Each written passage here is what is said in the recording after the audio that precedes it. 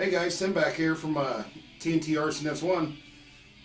This is the introduction video we're doing for the series we're about to do on how to completely redo an RC plane.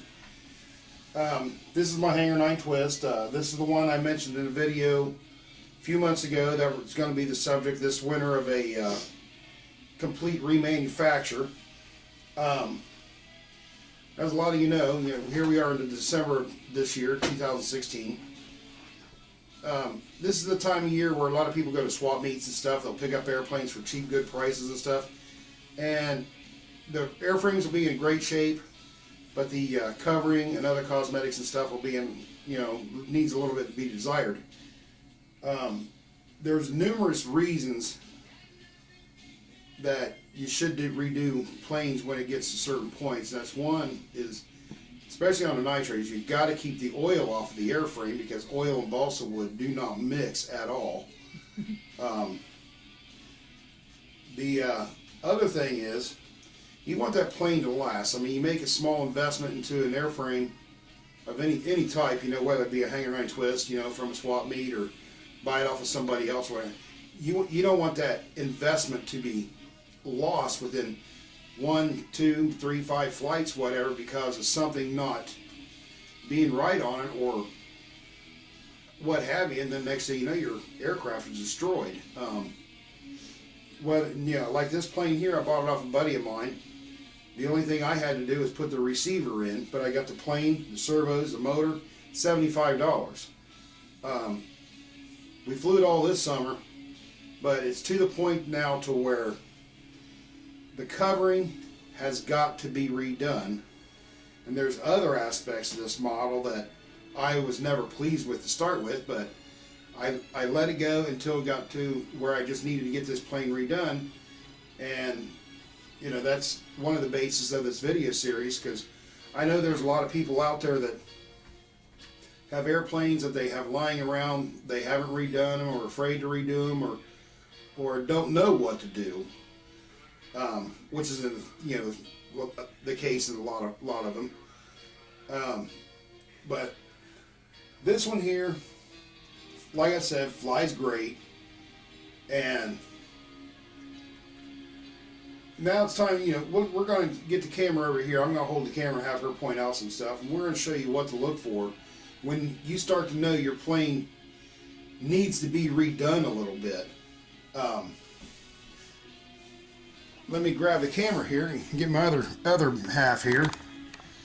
We're going to start right from front to back. I mean, basically, let me get in the frame here. The one thing that is when it's time to start recovering is the bottom edge right here. You can see the covering's all lifting up. I've tried to re-iron this numerous times. It will not stay. It's just coming off.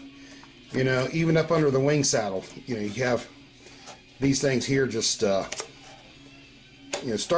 lets oil in. Back here on the tail section, you'll see that she's lifting up. You can see where the trim is coming off. It won't stay down anymore. The leading edge of the stabilizer, even up on the vertical, edge is lifting off. Back edge of the right side elevator here, it's a If I get it in the frame right, you might see there's exposed wood right there. The person that built the aircraft from the ARF kit, if I can get the shot in here, let me try. It looks like you can see it, but if you notice right in this crack, there's all exposed wood down through there. Now this couldn't be a potential problem area because the motor sits straight up on the airplane, which in 99% of the cases a lot of ARF kits do, and that exhaust is coming back over top of this whole model, and which is potentially getting oil up in this crack. Now I did seal that when I got it, so it shouldn't be too much of a problem for redoing the airplane.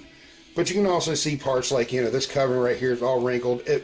I've shrank this covering, and it's just to the point to where it won't shrink anymore.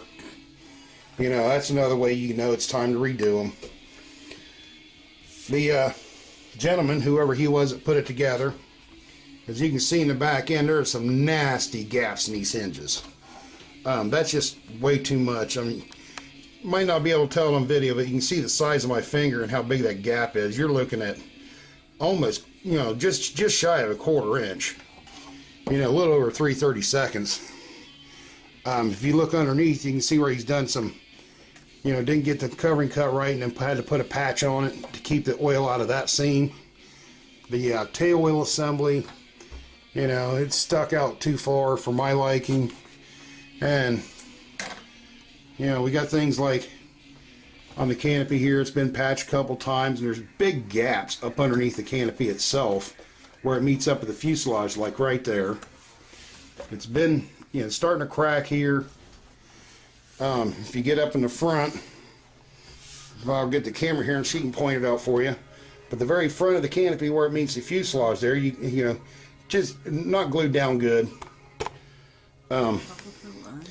Well, the broken fuel line's from us, but, you know, it's just time to change that out. But, you know, it is the winter season, so, and you're not going to find this boy putting skis on an airplane and going out in this nasty stuff and flying. Oh, no.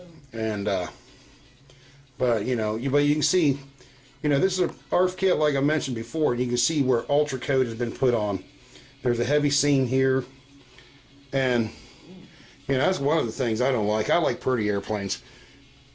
But, nothing against Hangar 9. They built a killer airplane. But when you go to the other side, you just got more of the same issues. You know, covering lifting up. You know, here this piece of trim is just about off of there. And, you know, it's just not really that good. There's areas here where shrinkage just won't happen anymore. You know, all through the front. This whole front on this side is completely delaminating off of the covering and leaving the backing actually down on the aircraft. But you can see it's just, and you can hear it. Brittle. It's getting brittle. So that means, you know, a little bit on the older side.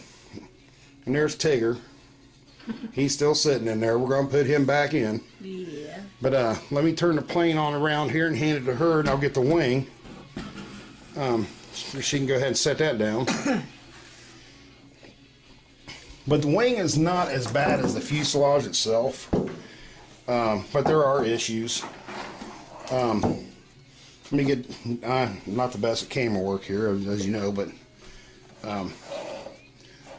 you can see right here in the front where the wing dowel is, it goes into the fuselage. This is all coming off, delaminating through here. A little bit of dings and dents in it, which is no big deal. Spin it around here. I have shrink over these ailerons numerous times, and it got to the point where it actually just burned a hole into the covering where I just couldn't get it to shrink anymore. And then we have same issues like on these edges, covering lifting up.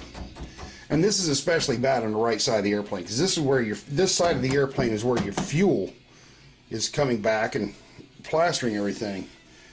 But, and then, you know, like the elevators, you got large gapping in the ailerons, if I can get a good shot of that, which that looks pretty good. You know, and things like that. So let me set the camera back down and we'll try to wrap up this video here real quick, because she can tell you I'm anxious to get started on this. This is one of the things I love doing.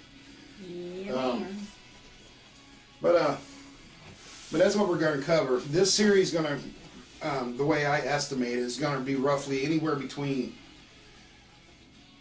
I don't know, 24 to 30 videos, maybe more, maybe less. I don't know. We're just going to take it as we go. But the next video that we're going to cover, we're going to show you when you redo an airplane, how to keep your parts from getting lost, getting all your equipment stripped out, and everything like that. So this is Tim from TNT RC Nuts. Thanks for watching.